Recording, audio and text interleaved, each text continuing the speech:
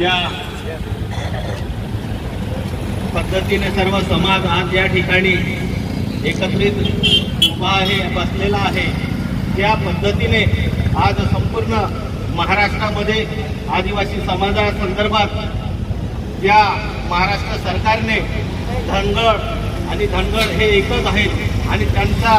हा शासन GR काढू आणि तेव्हापासून ज्या पद्धतीने आदिवासी समाजाने एकत्रितपणे हा लढा चालू केला आणि त्याच अनुषंगाने आज इथं आपलं 1 दिवसीय धरणे आंदोलन आणि त्या निमित्ताने या मंचावर बसलेले सर्व आदिवासी समाजाचे नेते पद्धतीने आज धनगर समाज एकवटलेला आहे आणि जो धनगर समाज आज त्यांच्या मागण्यांसाठी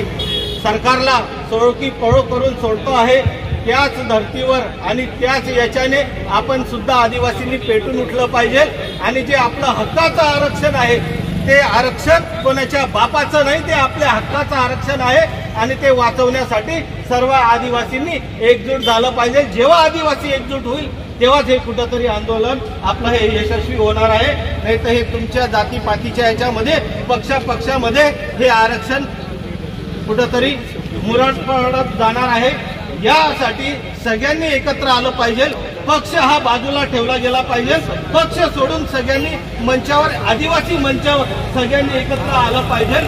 1.5 ते 2 महिन्यापूर्वी सुद्धा आम्ही उपोषणाला बसलो होतो, धरणे आंदोलनाला बसलो होतो, त्यावेळेस आदरणीय पाडवी साहेब, आदरणीय खासदार साहेब, आदरणीय पद्माकर दादा या सर्व वरिष्ठ नेत्यांनी त्या ठिकाणी उपस्थिती दिली, पण शोकांतिका काही आपलेच नेते मंडळी त्या ठिकाणी आले नाही, कारण आम्ही कुठल्या तरी विशिष्ट पक्षामध्ये मोडले जातो। पक्ष नव्हता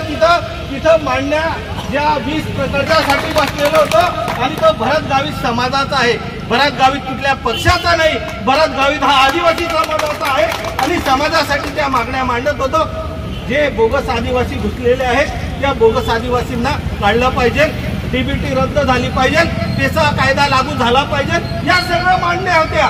ज्या ठिकाणी चोपड्यामध्ये ज्या लता सोडवणे आहेत न्यायालयाने त्यांना दोषी ठरवलेला आहे, तरी हे सरकार त्यांना काढायला तयार नाही आणि त्या ठिकाणी आदिवासींना न्याय मिळत नसेल आणि जेव्हा आमच्यासारखा एखादा कार्यकर्ता त्या ठिकाणी बसत असेल तर माझी सगळ्यांना कळकळीची विनंती आहे की अशा वेळेस समाजाने साथ दिली पाहिजे। जर समाज साथ देईल तरी आपल्या मागण्या मान्य होतील, पण आपण जर पक्षामध्ये जर गुरफटलं गेलो तर कधीही आपल्याला न्याय मिळणार नाही।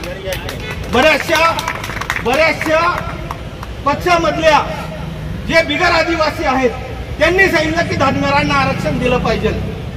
हो, धनगरांना आरक्षण द्या, तुमच्यामध्ये घेऊन घ्या, आमचं काही म्हणणं नाही।